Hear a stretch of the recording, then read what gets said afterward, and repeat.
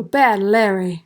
What's up, everyone? Welcome back to the Bad Larry Kingdom. I'm your host, Bad Larry, and I am actually super excited to bring you part 4 and part 5 of X-Manhunt. I will say, I keep enjoying Jed MacKay's writing more and more every issue.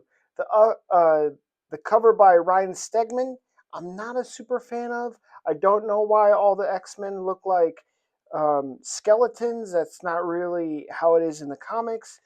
Storm gets lost. You really have to look at her pretty close. That's not the costume she wears in this issue, so I gave it a 69. This issue picks up directly from Storm number 6. Storm had just beaten the crap out of the X-Men, and now I have to relive seeing Cyclops' face all frozen up. Temper has to melt away the ice very delicately so as not to burn his face off. But remember, Storm is possessed. She's possessed by the entity, the universe, eternity, basically like godlike powers. So, she's super OP right now, which ties into the title of this issue, Gods and Monsters. Storm is like a goddess, but she's acting more like a monster. And the same goes for Professor X with his super omega level powers. He's abusing them like a monster. You see, I have to make a correction from X-Men number 12, where I said Professor X had snuck in and told Beast to destroy the Storm engine.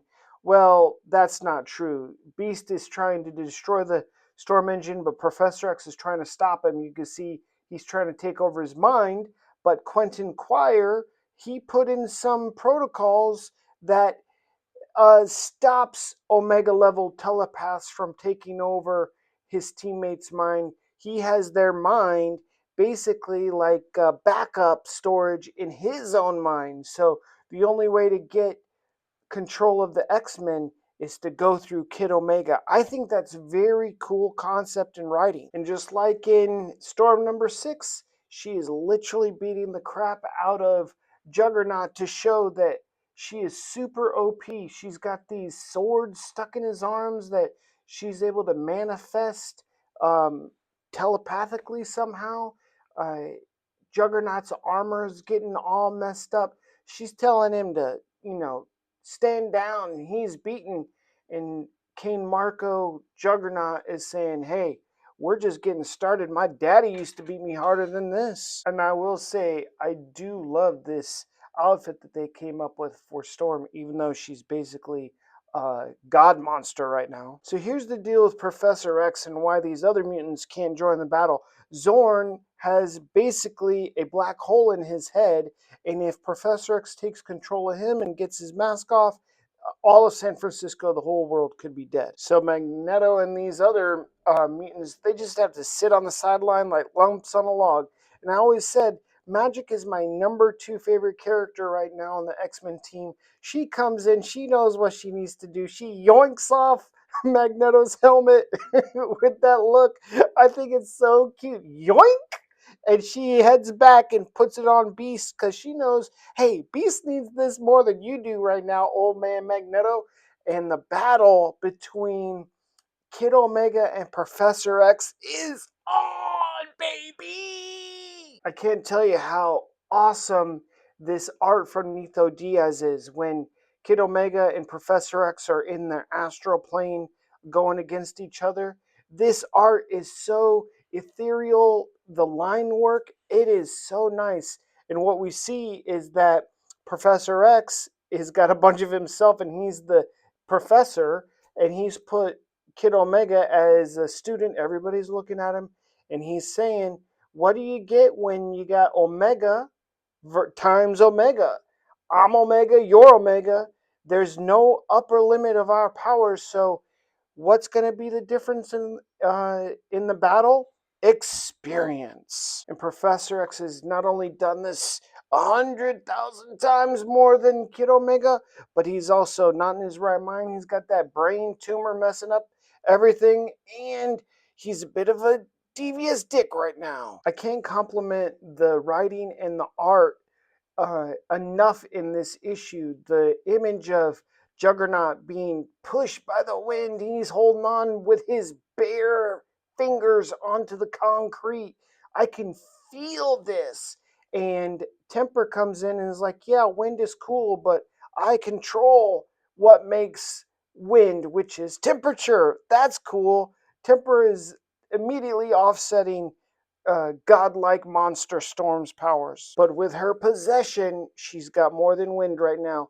And I love the banter between Magic and Juggernaut. We learn through the banter, well, Juggernaut's armor is connected to his soul. And Magic's like, just fix your armor. It's connected to your soul, you idiot. I love that banter. And inside the astral plane, it looks like Kid Omega is taking L after L against Professor X, which would be expected.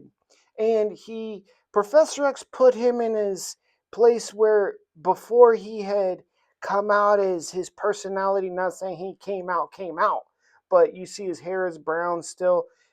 Professor X has got him in his mind as he's an outcast, weakling loser. Magic has a soul sword, and obviously it will expel demons from people, but it is also a sword that can cut you. But apparently, swords and blades do not cut Storm right now.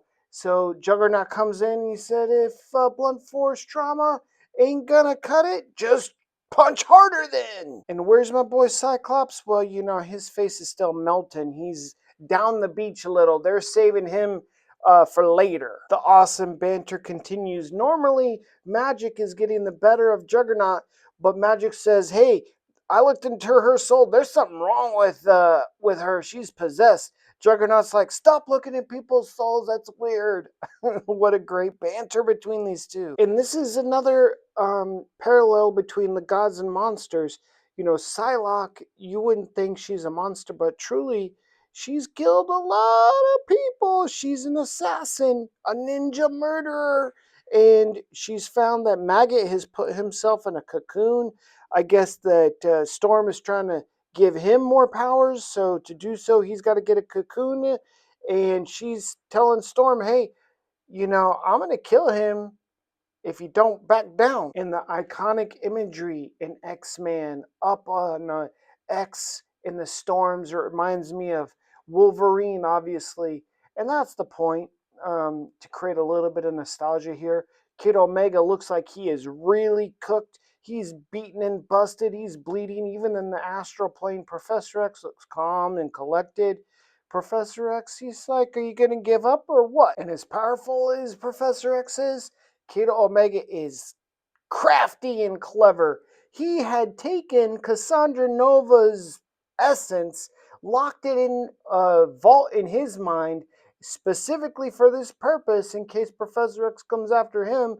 And while he's locked up, he unleashes Cassandra Nova onto Professor X. That's his dirty card he played.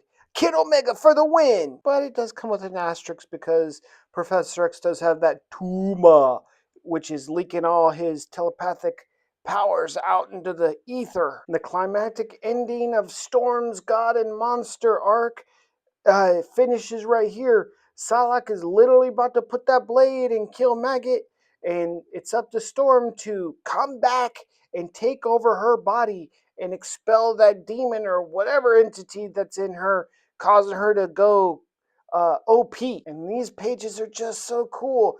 Beast, even though he had the helmet on, he still couldn't take Professor X's helmet off. He had to wait until Professor X took his own helmet off, and then bang, he put on Magneto's helmet and then hit him with the drug Night Night Professor X. And just by her costume, you can tell that Storm is back to Storm.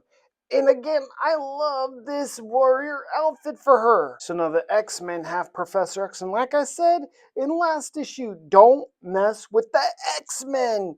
And Psylocke tells Storm, hey, we're taking this monster, aka Professor X, with us, so you just got to deal with it. Psylocke is clearly the field commander when Cyclops is down, but he's back up.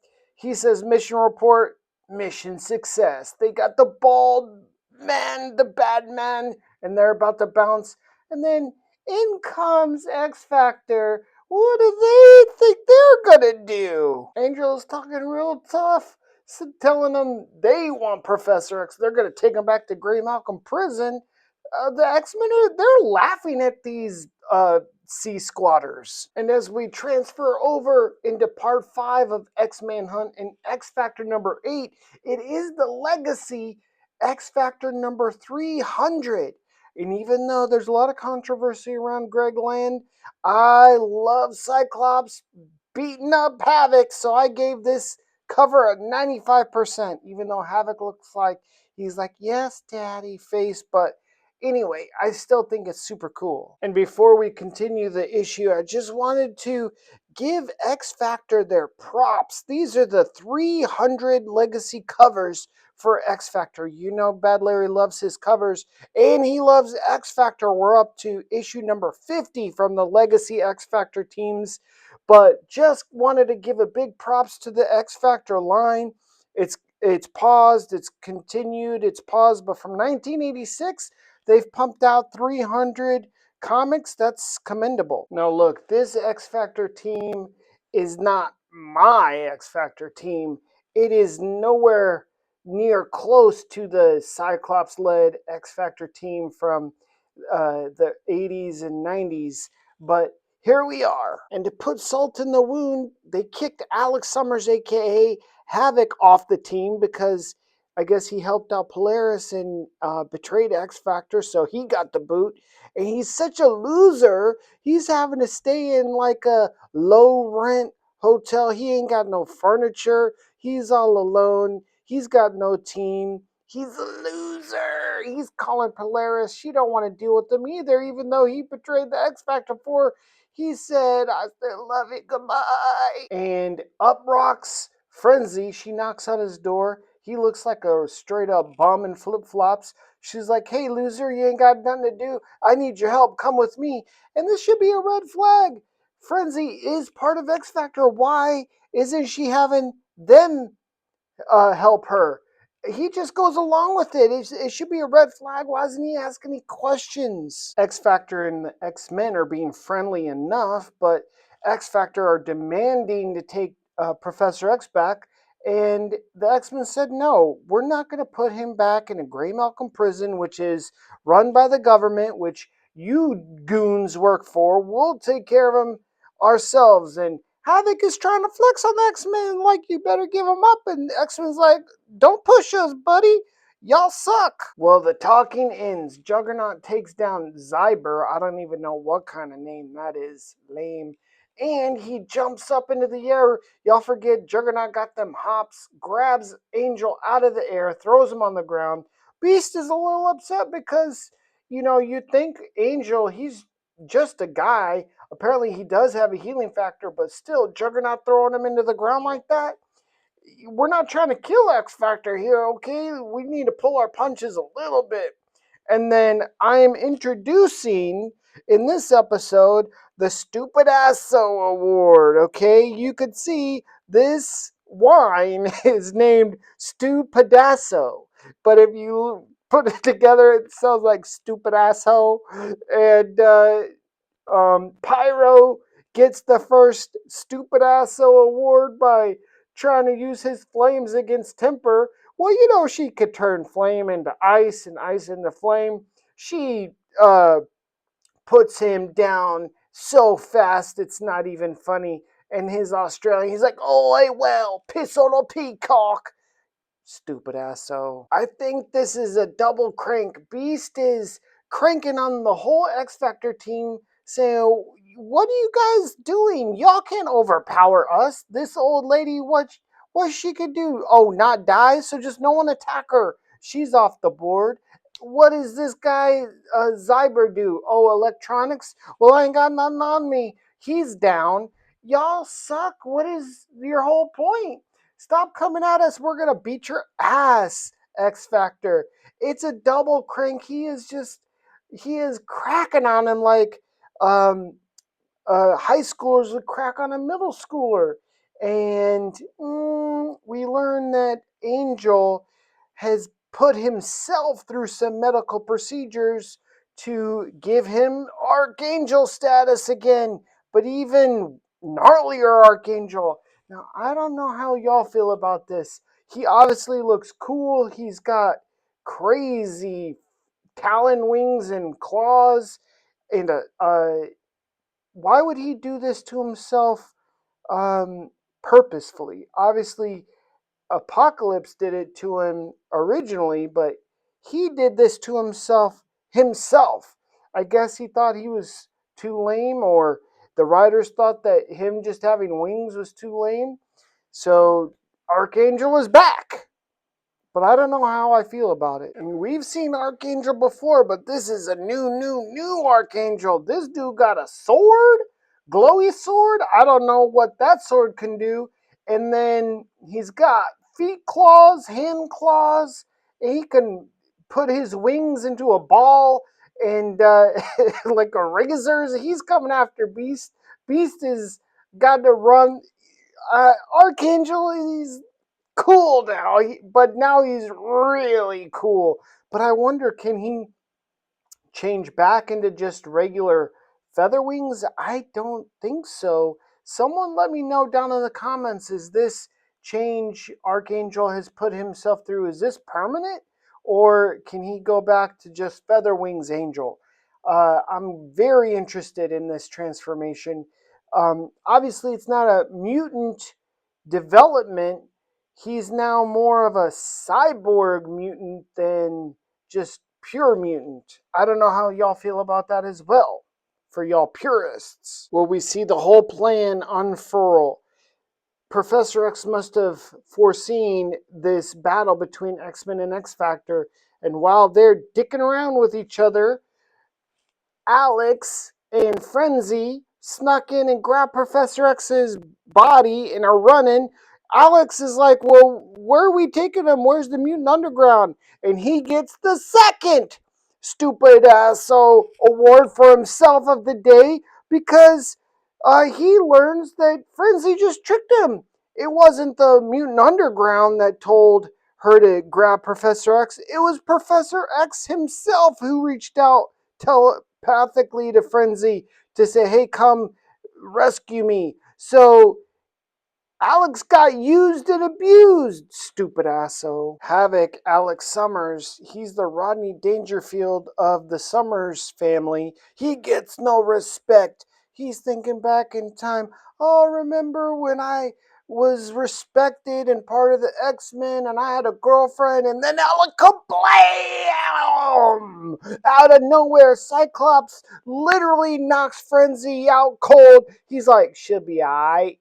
Now, knuck up and buck up, little brother. You're about to get that beat down. Cyclops ain't got no love right now for his little brother Alex.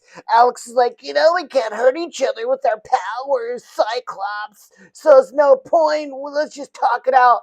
And Cyclops is like, you stupid asshole.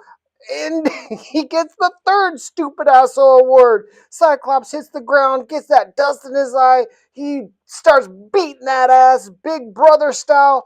What an idiot, Alex Summers. Cyclops is just built different. Now you notice Havoc's face is all busted up, nose is bleeding, he got blood all over his face. My boy Cyclops looks clean as a baby little whistle.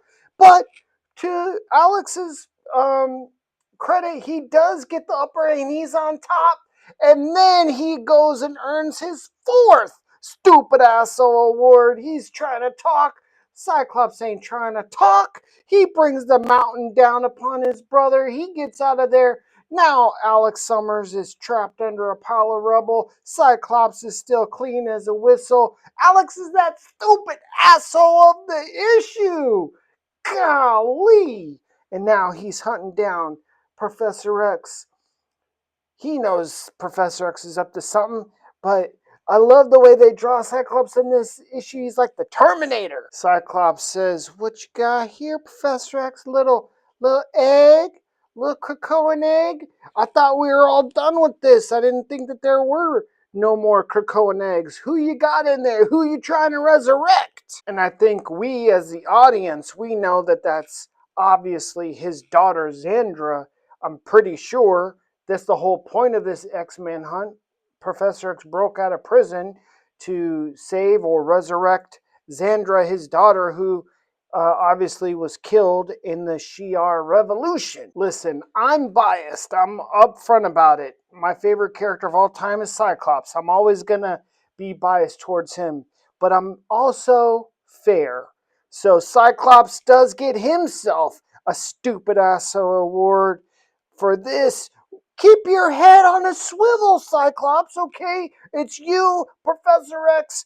You keep your head on a swivel. Where is your spatial awareness? Your team is down the road. It's just you. Why don't you be aware of your surroundings?